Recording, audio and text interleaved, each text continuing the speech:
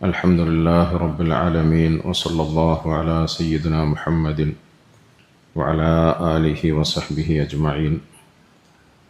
رب اشرح لي صدري ويسر لي أمري واحلل عقدة من لساني يفقهوا قولي. അല്ലാഹു സുബ്ഹാനഹു വതആല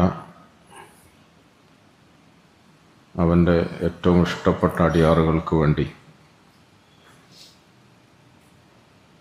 പ്രത്യേകമായി തയ്യാർ ചെയ്തു വച്ചിട്ടുള്ള സ്വർഗവും സ്വർഗത്തിൻ്റെ നിഅമത്തുകളും ആശിച്ചുകൊണ്ട് അവനോടത് ചോദിച്ചുകൊണ്ട് അവൻ്റെ ഭവനത്തിൽ തന്നെ കാത്തു കടക്കാൻ നമുക്ക് തൗഫീഖ് തന്നു. അൽഹംദുലില്ലാഹ്. അള്ളാഹുവിൻ്റെ ഭവനത്തിൽ പ്രതീക്ഷയോടുകൂടി വരികയും അവൻ്റെ കാരുണ്യത്തെ തേടുകയും ചെയ്യുന്നവരെ ഒരിക്കലും അവൻ നിരാശപ്പെടുത്തി മടക്കുകയില്ല. അള്ളാഹു നമ്മളുടെ വീടുകളിൽ വരുന്ന ആളുകളോട്, നമ്മളിൽ നിന്നും സഹായം തേടി വരുന്ന ആളുകളോട് ആ നിലയിൽ പെരുമാറണമെന്നാണ് നമ്മളെ പഠിപ്പിച്ചിട്ടുള്ളത്. വഅമ്മ സാഇല ഫലാ തൻഹർ. ചോദിച്ചു വരുന്ന ആളുകളെ ഒരിക്കലും നിങ്ങൾ നിരാശപ്പെടുത്തി മടക്കരുത്. നമ്മളോട് അപ്രകാരം ചെയ്യാനാണ് അള്ളാഹു കൽപ്പിച്ചതെങ്കിൽ അള്ളാഹുവിൻ്റെ ഭവനത്തിൽ, അള്ളാഹുവിൻ്റെ വീട്ടുപടിയിൽ അവൻ്റെ ഓശാരവും അനുഗ്രഹവും ഒക്കെ ചോദിച്ചുകൊണ്ട് വന്നിരിക്കുന്ന നമ്മളെ ഒരിക്കലും അള്ളാഹു നിരാശപ്പെടുത്തി മടക്കുകയില്ല. ആ ഒരു ബോധവും ഉറപ്പും തിരിച്ചറിവും നമുക്കുണ്ടാകണം. ആ ബോധത്തോടു കൂടിയായിരിക്കണം നമ്മൾ ഇത്തിക്കാഫിരിക്കേണ്ടത്, ദുആ ചെയ്യേണ്ടത്, അള്ളാഹുവിനെ ഓർക്കേണ്ടത്. ഉദ്ഉല്ലാഹ വഅൻതും മൂഖിനൂന ബിൽ ഇജാബ. ഹദീസിൽ വരുന്നുണ്ട്, റസൂലുള്ളാഹി സ്വല്ലല്ലാഹു അലൈഹി വസല്ലം പറഞ്ഞു, നിങ്ങൾ അള്ളാഹുവിനോട് ദുആ ചെയ്യുമ്പോൾ വഅൻതും മൂഖിനൂന ബിൽ ഇജാബ,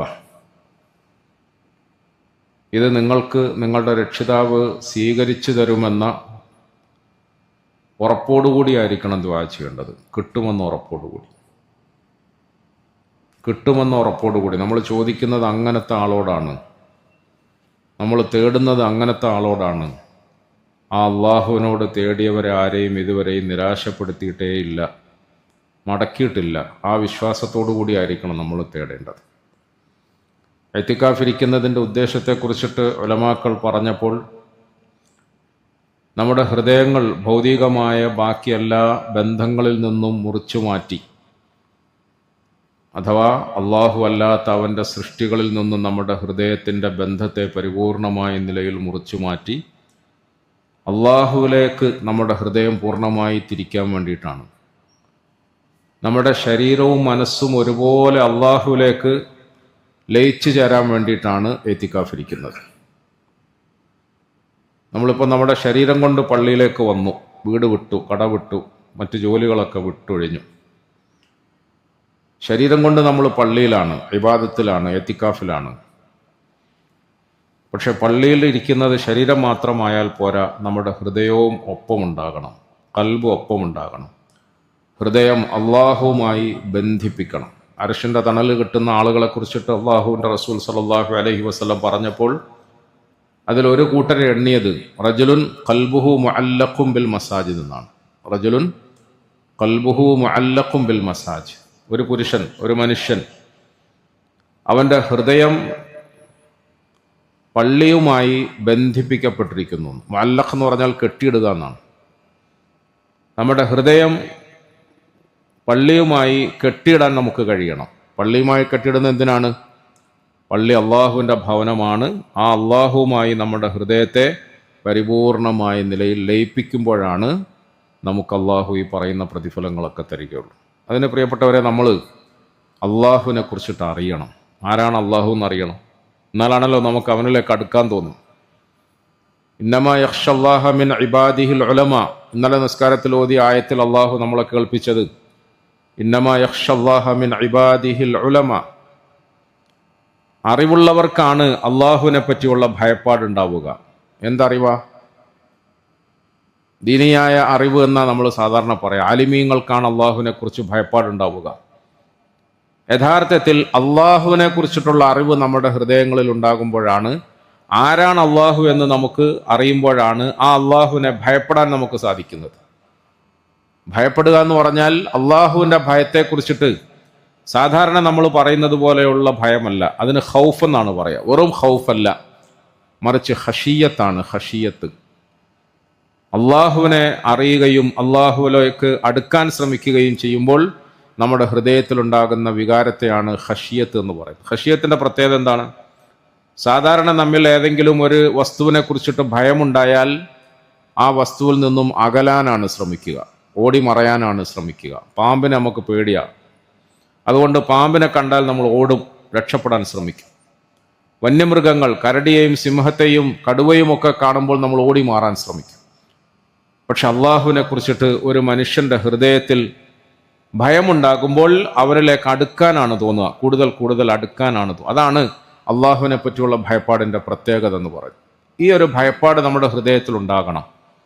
ഈ ഒരു ബന്ധം നമ്മുടെ ഹൃദയങ്ങൾക്കുണ്ടാകണം. ആ ബന്ധമുണ്ടാകാനാണ് ഇഅ്തികാഫിൽ നമ്മൾ ഇരിക്കുന്നത്. അതിന് തീർച്ചയായും നമ്മൾ അള്ളാഹുവിൻ്റെ ഖുദ്റത്തുകളെ കുറിച്ചിട്ട് പറയണം, അറിയണം, മനസ്സിലാക്കണം. അള്ളാഹുവിൻ്റെ റഹ്മത്തിനെ കുറിച്ചിട്ട് പറയണം, അറിയണം, മനസ്സിലാക്കണം. എല്ലാ നിസ്കാരത്തിലും അൽഹംദുലില്ലാഹി റബ്ബിൽ ആലമീൻ അർറഹ്മാനിർ റഹീം മാലികി യൗമിദ്ദീൻ എന്ന് നമ്മൾ ഓതുകയാണ്. എല്ലാ നിസ്കാരത്തിലും ആദ്യത്തെ റക്അത്തിൽ തൊട്ട് നമ്മളിങ്ങനെ ഓതും. എന്താ ഇതിൽ നമ്മൾ അള്ളാഹുവിനെ കുറിച്ച് പഠിക്കുന്നത്? അള്ളാഹു അവൻ എല്ലാ ലോകങ്ങളുടെയും സംരക്ഷകനാണ്, പരിപാലകനാണ്. എല്ലാ ലോകത്തെയും സർവചരാചരങ്ങളെയും പരിപാലിക്കുന്നവനായ പടച്ചവൻ, ആ പടച്ചവനെയാണ് ഞാൻ വിളിക്കുന്നത്. അതോടൊപ്പം തന്നെ അവൻ എല്ലാ അടിമകളോടും അങ്ങേയറ്റം കരുണയും കാരുണ്യവും ഉള്ളവനാണ്. കരുണ ചെയ്യുന്നവനായ അള്ളാഹുവിനെയാണ് ഞാൻ വിളിക്കുന്നത്.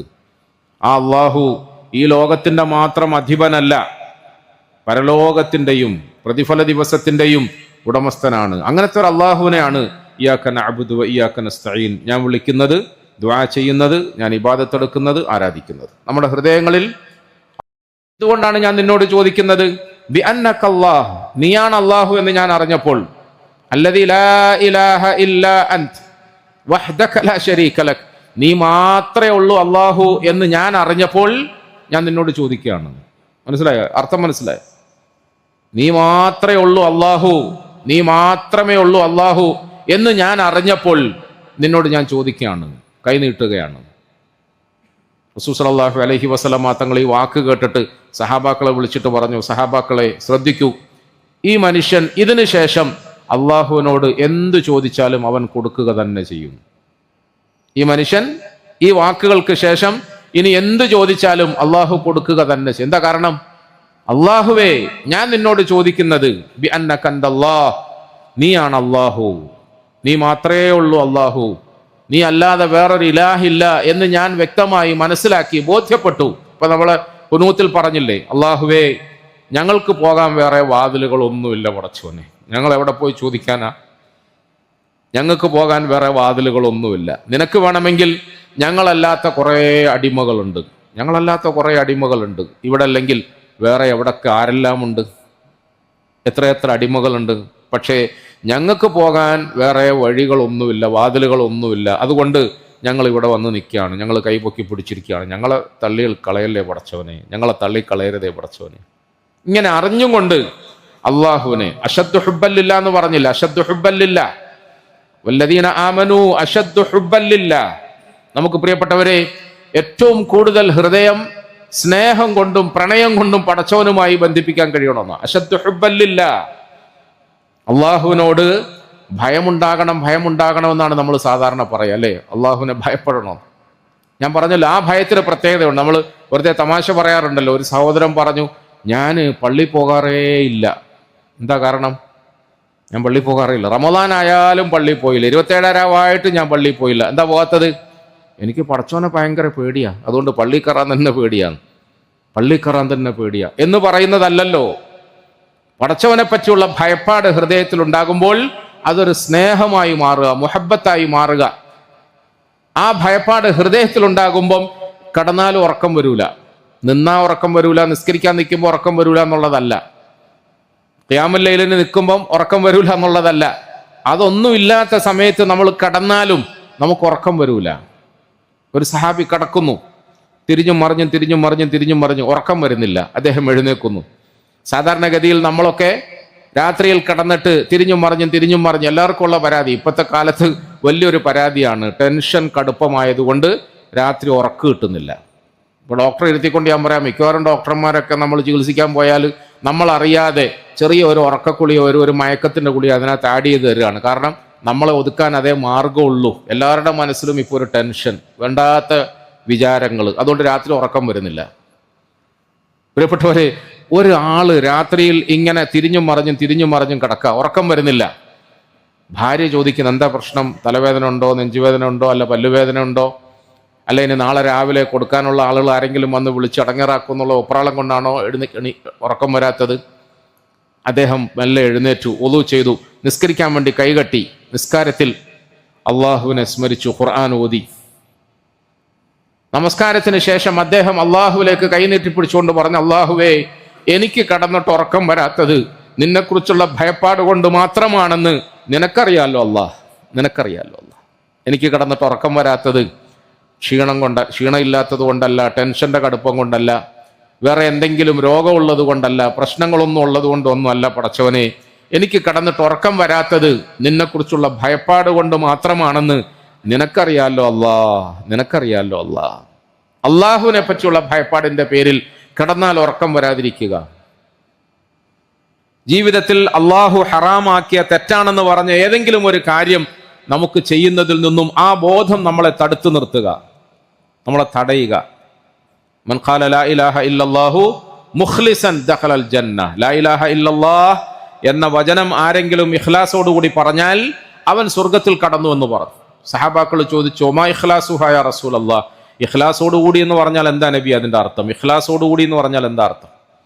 റസൂലുള്ളാഹി സ്വല്ലല്ലാഹു അലൈഹി വസല്ലമ തങ്ങൾ പറഞ്ഞു, ഇഖ്ലാസോടുകൂടി എന്ന് പറഞ്ഞാൽ അൻ തഹ്ജിസഹു അൻ മഹാരിമില്ലാഹ്. ഈ കലിമ പറഞ്ഞ മനുഷ്യന്റെ ഉള്ളിൽ അള്ളാഹുവിനെ പറ്റിയുള്ള ബോധമുണ്ടാകുമ്പോൾ എന്തെങ്കിലും ഒരു ഹറാമായ കാര്യത്തിലേക്ക് അവന്റെ ചിന്തയോ കണ്ണോ കാതോ വാക്കോ നാക്കോ പോയാൽ പെട്ടെന്ന് പിടിച്ചു നിർത്തും. അൻ തഹ്ജിസഹു അൻ മഹാരിമില്ലാഹ്. ഈ കലിമ അവനെ തടുത്തു നിർത്തും, ഈ ബോധം അവനെ തടുത്തു നിർത്തും. അള്ളാഹുവിനെ പറ്റിയുള്ള ബോധം അവനെ തടുത്തു നിർത്തും. തടുത്തു നിർത്തണം. ആ തടുത്തു നിർത്താനുള്ള പവറിനെ കുറിച്ചിട്ടാണ്, ശക്തിയെ കുറിച്ചിട്ടാണ്, ഊർജത്തെ കുറിച്ചിട്ടാണ് ഇഖ്ലാസോടുകൂടി എന്ന് റസൂലുള്ളാഹി സ്വല്ലല്ലാഹു അലൈഹി വസല്ലം. അതിനെന്താ വേണ്ടി പ്രിയപ്പെട്ടവരെ? നമുക്ക് നമ്മുടെ റബ്ബിനെ കുറിച്ചിട്ട് അറിയണം, അള്ളാഹുവിനെ കുറിച്ചിട്ട് അറിയണം, അള്ളാഹുവിനെ കുറിച്ച്. ഇന്ന് നമുക്കിടയിൽ അങ്ങനെ ഒരു അറിവില്ലേ ഇല്ല. അള്ളാഹിനെ കുറിച്ച് ആർക്കറിയാം? അള്ളാഹുവിനെ കുറിച്ച് നമ്മൾ പറയാറുണ്ടോ, കേൾക്കാറുണ്ടോ? അങ്ങനെ അള്ളാഹുവിനെ കുറിച്ച് പറയുന്നതും കേൾക്കുന്നതും ഒരു പ്രസംഗത്തിന്റെ ടോപ്പിക്കായി നമ്മൾ എടുക്കാറുണ്ടോ? അങ്ങനെയൊന്നും പറയാറേ ഇല്ലല്ലോ. നമ്മുടെ ഹൃദയങ്ങളിൽ അള്ളാഹുവിനെ കുറിച്ചിട്ടുള്ള അറിവ് പറഞ്ഞും കേട്ടും ചിന്തിച്ചുമാണ് ഉണ്ടാക്കേണ്ടത്. പറഞ്ഞുണ്ടാകണം, കേട്ടുണ്ടാകണം, ചിന്തിച്ചുണ്ടാകണം. അത് നിർബന്ധമാണ്. അങ്ങനെ അള്ളാഹുവിനെ പറ്റിയുള്ള അറിവുണ്ടാകണം നമ്മുടെ ഹൃദയത്തിൽ. നമുക്ക് ഇപ്പൊ നമ്മുടെ ഉസ്താദ് ഖുനൂത്തിൽ കുറേ ദുആക്കൾ പറഞ്ഞില്ല. ആദ്യം ഒരുപക്ഷെ നമ്മളാരും സാധാരണ ഖുനൂത്തിൽ ഓതാത്ത ദുആക്കളുടെ വചനങ്ങളാണ് ഓതിയത്. അതിൽ ആദ്യത്തെ ഭാഗം മുഴുവനും അല്ലാ ലക്കൽ ഹംദു ലക്കൽ ഹംദു ലക്കൽ, ഇതൊക്കെ പറഞ്ഞു കേട്ടില്ലേ? ഓരോരോ സിഫാത്തുകൾ, അള്ളാഹു നമുക്ക് തന്നുകൊണ്ടിരിക്കുന്ന നിഅമത്തുകൾ, അള്ളാഹു നമുക്ക് നൽകിക്കൊണ്ടിരിക്കുന്ന നിഅമത്തുകൾ, അതിന്റെ ഒക്കെ പേരിൽ അള്ളാഹുവിനെ ഹംദ് ചെയ്യാണ്, അള്ളാഹുവിനെ ശുക്ർ ചെയ്യുകയാണ്, അള്ളാഹുവിനെ ഓർക്കുകയാണ്. നമുക്ക് റിസ്ക് തരുന്നവൻ അള്ളാഹുവാണ്. നമുക്ക് കണ്ണും കാലും കാതും ഒക്കെ തന്നവൻ അള്ളാഹുവാണ്. നമ്മളെ ജീവിക്കാൻ അനുവദിക്കുന്നവൻ അള്ളാഹുവാണ്. ഈ നിലയിലൊക്കെ നമുക്ക് സുഖമായി ഭൂമിയിൽ സൗകര്യങ്ങൾ ഏർപ്പെടുത്തി തന്നവൻ അള്ളാഹുവാണ്. ആ അള്ളാഹു ആരാ നമ്മൾ അറിയണ്ടേ?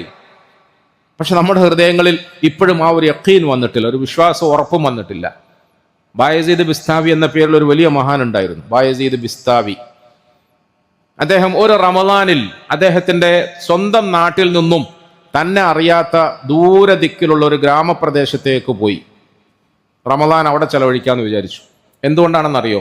സ്വന്തം നാട്ടിൽ നിന്നാല് ഇപ്പൊ നിങ്ങൾ നമ്മളെയൊക്കെ ഉപയോഗപ്പെടുത്തുന്നത് 24 മണിക്കൂറും വഅദും നസീഹത്തും പ്രസംഗമാണ്. നമുക്ക് സ്വന്തമായിട്ട് ഒന്ന് ഒറ്റയ്ക്കിരുന്ന് ഇബാദത്തെടുക്കാനും പൊട്ടിക്കരയാനും ഒന്നും ഒരു ഫ്രീ തരൂല. ഈത്തിക്കാഫി കയറിയതുകൊണ്ട് രക്ഷപ്പെട്ടത്, അല്ലെങ്കിൽ ഇപ്പോഴും ഇങ്ങനെ ഓട്ടമായിരിക്കും, ഓട്ടം. പ്രസംഗം. നാട്ടുകാർക്ക് നമ്മളെ കൊണ്ട് ഓണം ഉണ്ണലാണ്. നമ്മളിങ്ങനെ ചെത്തി മിനുങ്ങി കുളിച്ചൊരുങ്ങി നാട്ടുകാരുടെ മുമ്പിൽ കസേരയിലിരുന്ന് ഇങ്ങനെ വയല് തകർത്താടുക. ഒറ്റയ്ക്ക് പാതിരാത്രിയിൽ എവിടെയെങ്കിലും ഒന്നിരുന്ന് സ്വകാര്യമായി കരയാനൊന്നും ഒരു സമയം ഉണ്ടാവില്ല, ഒരു ഒഴിവുണ്ടാവില്ല. ഫുൾ ടൈം ഇത് തന്നെ പണി. ഇപ്പൊ ഇത്തിക്കാഫിരുന്നാലും അത് തന്നെ പരിപാടി. അള്ളാഹു നമ്മുടെ അമലുകളൊക്കെ സ്വീകരിക്കുമാറാകട്ടെ. ബയസീദ് ബിസ്താബി റഹിമഹുല്ലാഹ് അവറുകൾ ഒരു റമദാനിൽ തീരുമാനിച്ചു, ഈ റമദാനിൽ എന്നെ അറിയാത്ത ഏതെങ്കിലും ഉൾപ്രദേശത്ത് ഞാൻ ഒറ്റയ്ക്ക് പോയി അമൽ ചെയ്യാം, ഒറ്റയ്ക്ക് പോയിരിക്കാം. കൈപിടിച്ച് മുത്താനും വാത് പറയിപ്പിക്കാനും ഒന്നും അറിയുന്ന ആളുകൾ ആരും ഉണ്ടാകരുത്. അങ്ങനെ ഒരു തീരുമാനം ഞാനും എടുക്കണോ വിചാരിക്കുക. ഇൻഷാ അല്ലാഹ് ആരും ഉണ്ടാകരുത്, ഒറ്റയ്ക്ക് എവിടെങ്കിലും പോയിരിക്കാം. പ്രിയപ്പെട്ടവർ, അദ്ദേഹം വളരെ ദൂര ദിക്കിലുള്ള ഒരു ഗ്രാമപ്രദേശത്ത് തന്നെ അറിയാത്ത നാട്ടിൽ ഒരു അധികം ആളൊന്നുമില്ലാത്ത ഒഴിഞ്ഞ പള്ളിയിൽ പോയി അവിടെ കൂടി കെട്ടുമുട്ടുമൊക്കെ വെച്ച് മഗ്‌രിബ് നിസ്കരിച്ചു, ഇശാ നിസ്കരിച്ചു, തറാവി നിസ്കരിച്ചു. നിസ്കാരം കഴിഞ്ഞിട്ട് ഇങ്ങനെ ഓരോരോ ആളുകൾ എവിടുന്നാ ഇങ്ങനെ ചോദിക്കും, എവിടുന്നാ പോകുന്നില്ലേ, നിസ്കാരം കഴിഞ്ഞില്ലേ, പള്ളി പൂട്ടണ്ടേ, പോകുന്നില്ല. അപ്പം അദ്ദേഹം പറയില്ല, ഞാൻ പോകുന്നില്ല, ഞാൻ ഇന്നിവിടെ കിടക്കുക, ഞാൻ ഇന്നിവിടെ നിങ്ങളിവിടെ താമസിക്കുക. അപ്പോൾ അത്താഴം എവിടുന്ന കഴിക്കുക, അത്താഴം എവിടുന്ന കഴിക്കുക? അത് സാരമില്ല, അള്ളാഹു അല്ലേ റിസ്ക് തരുന്നത്. അത് സാരമില്ല, അള്ളാഹു അല്ലേ റിസ്ക് തരുന്നത്. അത്താഴത്തിന്റെയും മുത്താഴത്തിന്റെയും സഹറിന്റെയും ഒന്നും കാര്യം നമ്മൾ ഫിക്രാക്കണ്ട. അള്ളാഹ് തരും. പിന്നെ അള്ളാഹ് തരും എന്ന് പറഞ്ഞാലേ അങ്ങനെ അങ്ങ് മേലേന്ന് സമയത്ത് ഇറങ്ങുമൊന്നുമില്ല. ഏടുന്ന അത്താഴം കഴിക്കുന്ന നാട്ടുകാർ നല്ല ആളുകളായതുകൊണ്ട് അങ്ങനെ ചോദിക്കാം. അല്ലെങ്കിൽ നമ്മളാണെങ്കിലും ഒന്നും ചോദിക്കാണ്ടെങ്കിൽ ഇറങ്ങിപ്പോകൂലേ.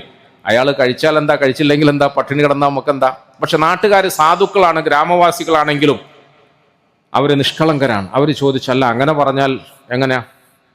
അത് സാരമില്ല, ഞാൻ അതിനുള്ള എല്ലാ ഏകദേശം ഏർപ്പാടാക്കിയിട്ടുണ്ട്, അള്ളാഹു എനിക്ക് തരും എന്ന് പറഞ്ഞു. ആളുകൾ അവസാനം നിരാശപ്പെട്ടിട്ട് ദേഷ്യപ്പെട്ടിട്ട് ഇറങ്ങി പോകുന്നതോ പിന്നെ പടച്ചോന് തരുമെന്ന് വിചാരിച്ചു ഇങ്ങനെ ഔതും വിസ്മയും കുടുക്കേ പതയ്ക്കുമെന്ന് ചോദിക്കുന്നില്ല നിങ്ങൾ കണ്ണൂരുകാർ.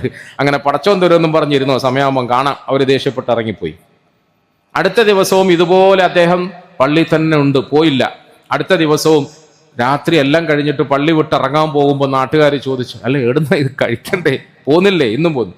അള്ളാഹു തരും, എന്റെ റിസ്ക് തരാമെന്ന് അള്ളാഹു ഏറ്റതാണ്. ഇപ്പൊ ഇന്ന് നമ്മൾ ഓതിക്കേട്ട ആയത്തുകളില്ലേ, നഹ്നു ഖസംനാ ബൈനഹും മഈശതഹും ഫിൽ ഹയാത്തി ദുനിയ, ഞാനാണ് ഇവരുടെ മഈശത്ത് വീതിച്ചു വെച്ചിരിക്കുന്നത്. അള്ളാഹ് പറയാ, നഹ്നു ഖസംനാ ബൈനഹും, നിങ്ങൾക്കിടയിൽ നിങ്ങളുടെ റിസ്ക് ഞാനാണ് വീതിച്ചു വെച്ചത്. ചില ആളുകളെ ഫാക്ടറി മുതലാളിയാക്കി, ചില ആളുകളെ ഫാക്ടറിയിലെ തൊഴിലാളികളാക്കി, ചില ആളുകളെ ഡോക്ടർമാരാക്കി, വേറെ ചില ആളുകളെ അവിടുത്തെ രോഗികളാക്കി.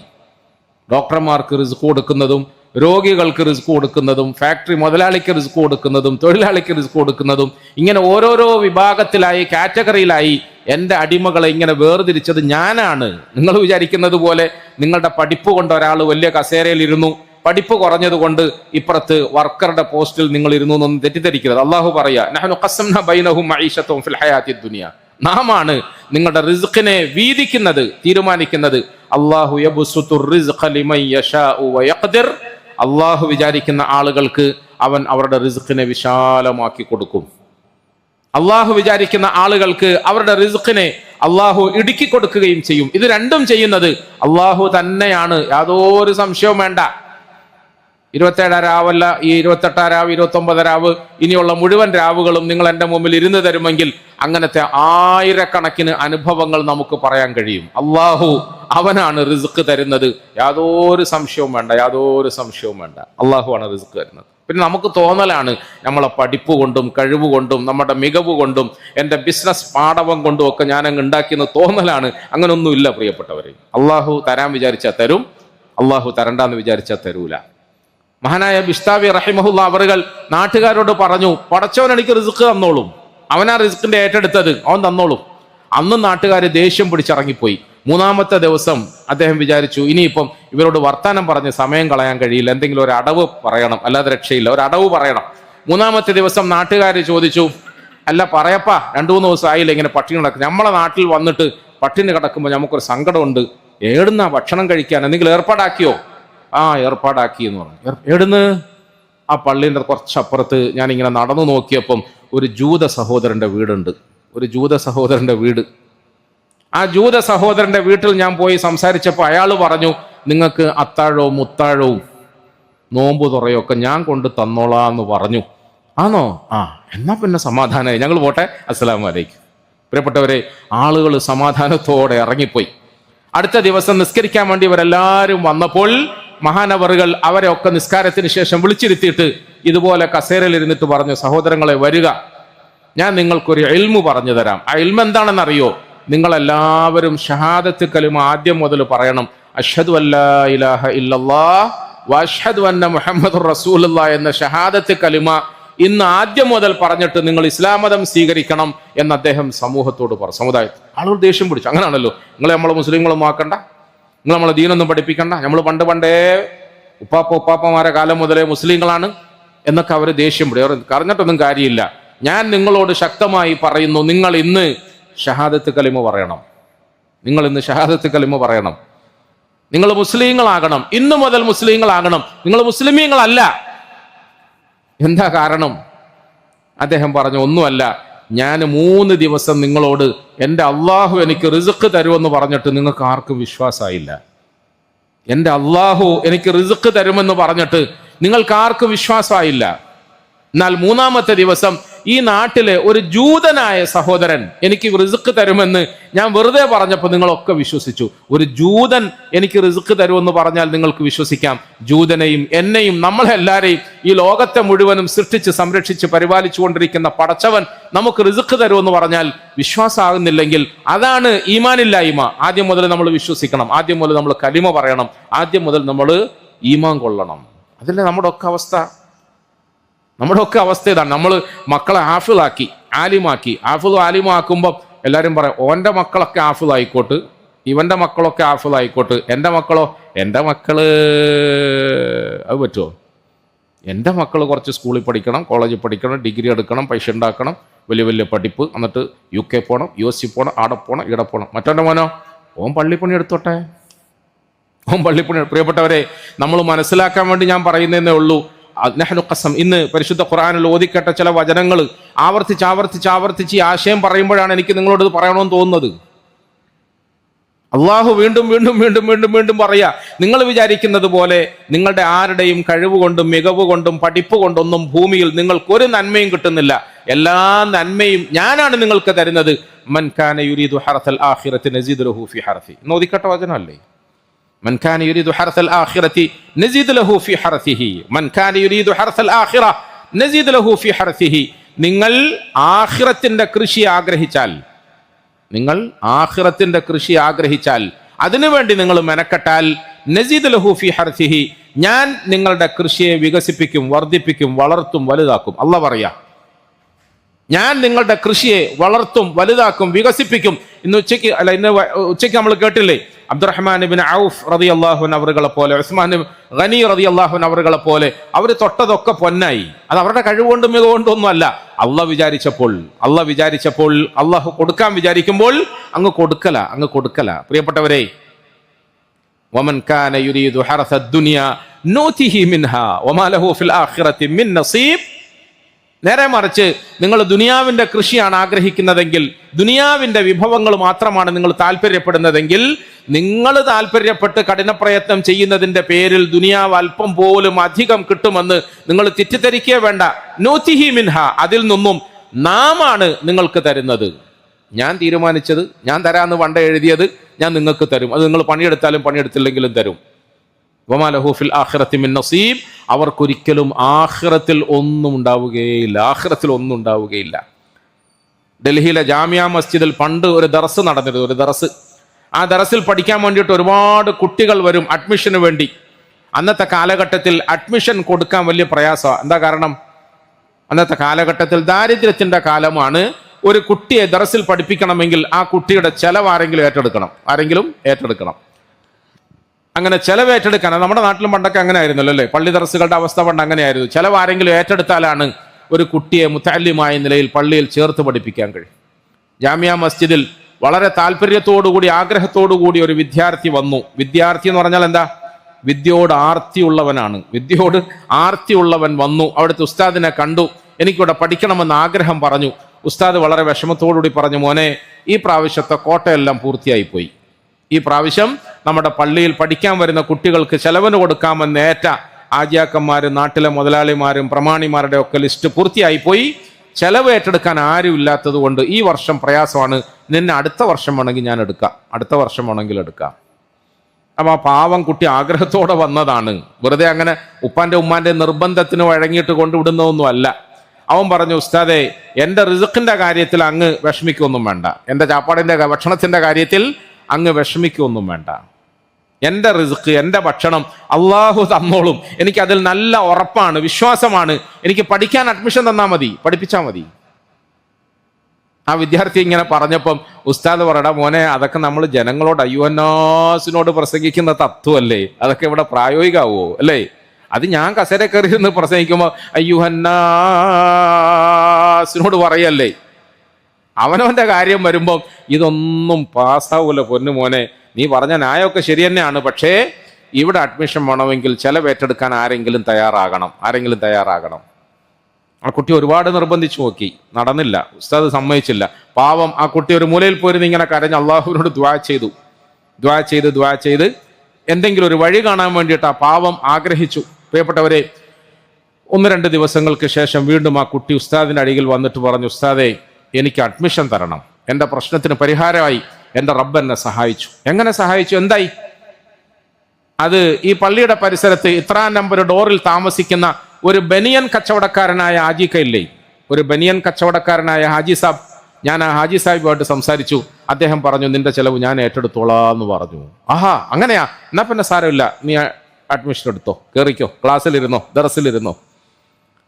ബനിയൻ കച്ചവടക്കാരനായ ഹാജി സാഹിബ് എൻ്റെ റിസ്ക് ഏറ്റെടുത്തു എന്ന് പറഞ്ഞപ്പോൾ ദീൻ പഠിപ്പിക്കാനിരിക്കുന്ന ഉസ്താദ് അഡ്മിഷൻ കൊടുത്തു. ആ കുട്ടി ഇങ്ങനെ വിഷമത്തോടെ എന്നിട്ട് പറഞ്ഞു, പക്ഷെ എനിക്കിവിടെ അഡ്മിഷൻ വേണ്ട. അതെന്താ നീ അങ്ങനെ പറഞ്ഞത്? ഇത്രയും ദിവസം കാത്തു കടന്ന് റെക്കമെൻഡ് ഒക്കെ ചെയ്തിട്ട് അത് തരപ്പെട്ടപ്പം, അഡ്മിഷൻ ഓക്കെ ആയപ്പം അത് വേണ്ടാന്ന് പറയാൻ എന്താ കാരണം എന്ന് ചോദിച്ചപ്പോൾ അദ്ദേഹം പറഞ്ഞു, ആ കൊച്ചുകുട്ടിയാണെങ്കിലും അന്ന് ഈമാനുണ്ടല്ലോ പ്രിയപ്പെട്ടവർ, പടച്ചോനെ കുറിച്ച് അറിയാം, അള്ളാഹുവിനെ കുറിച്ച് അറിയാം. അത് ഉമ്മമാരും ഉമ്മാമ്മമാരും ഒക്കെ ചിലപ്പോൾ അവരുടെ മടിയിലിരുത്തി പഠിപ്പിച്ചു കൊടുത്തൊരു ഈമാനുണ്ട്. അത് നമുക്ക് ഇന്ന് കിട്ടാതെ പോയി. ഇന്ന് നമ്മൾ ഉമ്മാമാർക്ക് അങ്ങനെ പറയാനും സമയമില്ല, ഉമ്മാമ്മമാർക്ക് അങ്ങനെ പറയാനും സമയമില്ല, അത് കേൾക്കാൻ നമ്മുടെ കുട്ടികൾക്ക് സമയമില്ല. എല്ലാവരുടെ കയ്യിലും നീളവും വീതിയുള്ള മൊബൈൽ അങ്ങ് കൊടുത്തിട്ട് കുട്ടികളുടെ ശല്യം ഒഴിവാക്കി ഉമ്മമാരുടെ ലോകത്തും ഉമ്മാമ്മമാർ അവരുടെ ലോകത്തും ഒക്കെ. അതുകൊണ്ട് ഇങ്ങനത്തെ കാര്യങ്ങളൊന്നും പറഞ്ഞു കൊടുക്കാൻ ആർക്കും കഴിയുന്നില്ലല്ലോ. ആ കുട്ടി ഉസ്താദിനോട് പറഞ്ഞു, ഉസ്താദ്, എനിക്ക് തൽക്കാലം ഇവിടെ അഡ്മിഷൻ വേണ്ട. എന്താ കാരണമെന്നറിയോ? എനിക്ക് റിസ്ക് തരുന്ന കാര്യത്തിൽ അള്ളാഹു എന്നെ സഹായിക്കുമെന്ന് ഞാൻ പറഞ്ഞപ്പം നിങ്ങൾക്ക് വിശ്വാസമായില്ല. ബനിയൻ കച്ചവടക്കാരനായ ഹാജി സാഹിബ് എനിക്ക് റിസ്ക് തരുമെന്ന് പറഞ്ഞപ്പം നിങ്ങൾ വിശ്വസിച്ചല്ലോ. അങ്ങനത്തെ വിശ്വാസക്കാരനായ നിങ്ങളിൽ നിന്നും ഞാൻ ഖുർആനും ഹദീസും പഠിച്ചാൽ എങ്ങനെ നന്നാകാനാ? എങ്ങനെ ഈമാൻ ഉണ്ടാകാനാ? എങ്ങനെ എനിക്ക് തർബിയത്ത് കിട്ടാനാ? എനിക്ക് എങ്ങനെ തസ്കിയത്ത് കിട്ടാനാ? എനിക്ക് വേണ്ടത് നിങ്ങളുടെ ഗ്രാമർ പഠനമല്ല, നിങ്ങളുടെ സിലബസ് പൂർത്തീകരണമല്ല, നിങ്ങളുടെ ഏതെങ്കിലും തരത്തിലുള്ള കിതാബുകൾ ഓതി പഠിക്കലല്ല. എനിക്ക് വേണ്ടത് ഈമാനല്ലേ, അമലല്ലേ, ഖൗഫല്ലേ, ഖശിയത്തല്ലേ. പടച്ചവനിൽ വിശ്വസിക്കേണ്ടതുപോലെ വിശ്വസിക്കാത്ത ഒരു ഉസ്താദിൽ നിന്നും പഠിക്കാൻ ഞാൻ ഇഷ്ടപ്പെടുന്നില്ല. ആ കുട്ടിയോട് അഡ്മിഷൻ വാങ്ങിയില്ല, പോയി. ഇത് ചരിത്രമാണ്, വെറുതെ അല്ല. പ്രിയപ്പെട്ടവരെ, നമ്മുടെ ഹൃദയങ്ങളിൽ അള്ളാഹുവിനെ പറ്റിയുള്ള അറിവുണ്ടാകണം. നമ്മളുടെ രക്ഷിതാവ് ഈ ഇരിക്കുന്ന മുഴുവൻ ആളുകളെയും സൃഷ്ടിച്ചവനാണ്, സംരക്ഷിക്കുന്നവനാണ്, പോറ്റി വളർത്തുന്നവനാണ്. അവനാണ് ഈ ലോകത്ത് കാണുന്നതും കാണാത്തതുമായ സർവ്വ വസ്തുക്കളെയും പരിപാലിക്കുന്നവൻ. അൽഹംദുലില്ലാഹി റബ്ബിൽ ആലമീനാണ് അവൻ, റബ്ബിൽ ആലമീൻ. ആർക്ക് എവിടെ എന്ത് കൊടുക്കണമെന്ന് അവൻ അറിയാം, അത് കൊടുക്കും അവൻ. ആ അള്ളാഹു എന്നോടൊപ്പം ഉണ്ടെങ്കിൽ എനിക്ക് പിന്നെ ഒന്നും ഭയപ്പെടാനില്ല എന്ന വിചാരം നമുക്കുണ്ട്. ആ അള്ളാഹു എന്നോടൊപ്പം ഉണ്ടെങ്കിൽ. നമ്മൾ ഖുർആൻ പഠിച്ചു, അതനുസരിച്ച് അമൽ ചെയ്തു. റസൂൽ സല്ലല്ലാഹു അലൈഹി വസല്ലമ തങ്ങളുടെ സുന്നത്തുകളെ നമ്മൾ ജീവിതത്തിൽ പ്രാവർത്തികമാക്കി. അള്ളാഹു ഇഷ്ടപ്പെട്ടതുപോലെ നമ്മൾ ജീവിച്ചു. അവന്റെ റസൂൽ സല്ലല്ലാഹു അലൈഹി വസല്ലം ഇഷ്ടപ്പെട്ടതുപോലെ നമ്മൾ ജീവിച്ചാൽ, പ്രിയപ്പെട്ടവരെ, നമുക്ക് ദുനിയാവ് ഒരു വിഷയമല്ല. നിങ്ങൾ നേരത്തെ ഉച്ചയ്ക്ക് ശ്രദ്ധിച്ചു കേട്ടായിരുന്നു. ഈ പറയുന്ന പ്രസംഗവും തഅലീമിന്റെ സദസ്സും ഒക്കെ വെറുതെ അങ്ങ് കേൾക്കലല്ല, ശ്രദ്ധിച്ചു കേൾക്കണം. ഉസ്മാൻ ഇബ്നു അഫ്ഫാൻ അബ്ദുറഹ്മാൻ ഇബ്നു ഔഫ് റളിയല്ലാഹു അൻഹു ഇത്രയും വലിയ സമ്പന്നനായിട്ട് അദ്ദേഹത്തിന്റെ തീൻമേശയിൽ നല്ലതരം ഭക്ഷണങ്ങൾ കൊണ്ടുവന്ന് വെക്കുകയും നോമ്പ് തുറക്കുന്ന സമയത്ത് അതിങ്ങനെ എടുക്കാൻ വേണ്ടി മുമ്പോട്ടായുകയും ചെയ്തപ്പോൾ അദ്ദേഹം വാവിട്ട് കരഞ്ഞു. നിങ്ങൾ കേട്ടില്ലേ? വെറുതെ അങ്ങ് കേട്ടാൽ മതി, വാവിട്ട്. എന്നിട്ട് എന്താ അദ്ദേഹം പറഞ്ഞത്? ഞങ്ങളോടൊപ്പം കുറേ സുഹൃത്തുക്കൾ ഉണ്ടായിരുന്നു. മുസ്അബ് ഇബ്നു ഉമൈറിനെ പോലെ റളിയല്ലാഹു അൻഹു. മിനൽ മുഅ്മിനീന റിജാലുൻ സദഖു മാ ആഹദുല്ലാഹ അലൈഹി ഫമിൻഹും മൻ ഖളാ നഹ്ബഹ് വമിൻഹും മയ്യൻതളിർ വമാ ബദ്ദലൂ തബ്ദീല. ഞങ്ങളോടൊപ്പം ഒന്നിച്ചു കൂടിയിരുന്ന കുറെ ആളുകൾ ഉണ്ടായിരുന്നു. ഞങ്ങൾ ത്യാഗം ചെയ്തപ്പോൾ, പട്ടിണി കടന്നപ്പോൾ, ഹിജ്റത്ത് ചെയ്തപ്പോൾ, അബിസീനയിലേക്ക് ഒളിച്ചോടിയപ്പോൾ, മദീനയിലേക്ക് ഒളിച്ചോടിയപ്പോൾ, ഇങ്ങനെ ഞങ്ങളുടെ ദാരിദ്ര്യത്തിലും കഷ്ടപ്പാടിലും ഞങ്ങളോടൊപ്പം ഉണ്ടായിരുന്ന ഞങ്ങളെക്കാളും ശ്രേഷ്ഠരായ ചിലരുണ്ടായിരുന്നു. അബ്ദുറഹ്മാൻ ബിൻ ഔഫ് പറയാം, ഞങ്ങളെക്കാളും ശ്രേഷ്ഠരായ ചില ആളുകൾ ഉണ്ടായിരുന്നു. അവരൊന്നും ഈ സുഖങ്ങൾ അനുഭവിക്കാതെ ഭൂമിയിൽ നിന്ന് പോയല്ലോ.